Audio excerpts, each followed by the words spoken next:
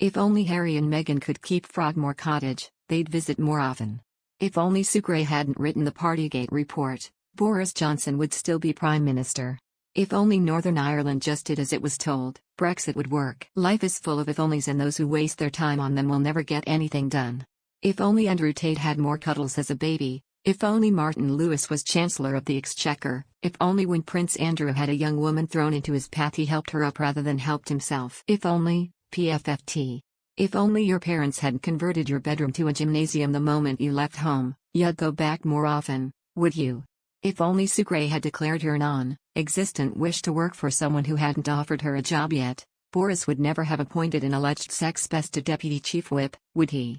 If only the EU and DUP could pretend, like the Tories do, that the Northern Irish border doesn't matter, we'd have a clearly defined separation from a trading bloc, would we? Of course you, he, and we wouldn't. Spend your time on the if-onlys and you'll never have time spare for considering or fixing the cock-ups left by the last idiots who said if only.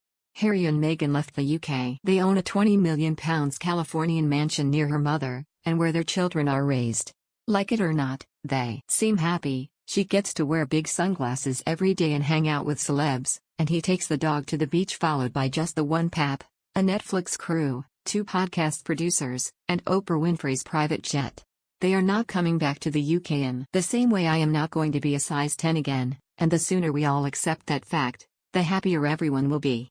Of course someone else should move into Frogmore Cottage, a place they lived in for 6 months in 2019. There's a housing crisis on, although for the royals that involves Uncle Andrew having to downsize to a priceless historic 5-bedroomed country home. Bear in mind that, if it weren't for a deal struck in 1660 that would let the royals live if they behaved themselves, and another in 1760 which said we'd let them have some money but government was down to us, Frogmore Cottage, Royal Lodge, and every other royal residence would be ours.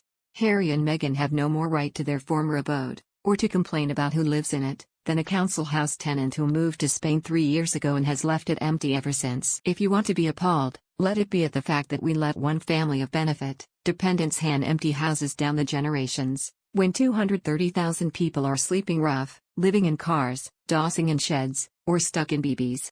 You could tear up every last page of Sue Gray's report into Partygate. You could block her new job as Chief of Staff to PM, in waiting Keir Starmer. You could even, in an alternate and entirely fictional universe, find some way to prove that she was a card-carrying lefty who plotted to bring Boris down from the start. But you'd still find that police issued more lockdown fines to people in number 10 Downing Street than at any other address in the country. You'd still find it was those same people setting the rules which criminalized thousands of others, for far milder things. Even if somehow you could make all of Partygate go away, you still have every last character flaw that Boris possesses. His chaos, his bluster, his ineffectiveness, his mismanagement of his own party, his instinctive threats and bullying, his financial irregularities, his wallpaper, his VIP lane, his WhatsApps, his lies to Parliament and the public, his lockdowns, and the 219,000 COVID deaths and the millions who were barred from holding the hand of a loved one who needed them, all because he has spent a lifetime treating deadlines like it wasn't him who'd die. Personally, I think it's an absolute zinger that a woman whose name is a byword for ethics has agreed to steer Starmer's ship. Voters will have a clear choice between that and the whinging tossers who say it's all so unfair. Like CBB's whiny tantrum, bunny, bing.